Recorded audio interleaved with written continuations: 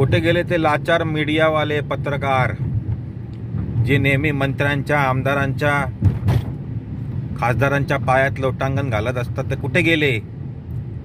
का आता हिंमत नाही देवेंद्र फडणवीसला विचारायची बीडचा निलंबित PSI अधिकारी काय बोलतो? कशाला त्याच्या अकाउंटला 10 लाख रुपये आले? काय त्याला सांगितलं? EVM मशीनपासून दूर राहायला त्याला का सांगितलं गेलं? फडणवीसला का विचारत नाहीत ही उत्तरं? लाचार मीडियाचे पत्रकार, तुम्हाला लाजा वाटू द्या, तळवे चाटाची तुम्हाला सवय झाली आहे. हिंमत असेल ना तर देवेंद्र फडणवीसला प्रश्न विचारा.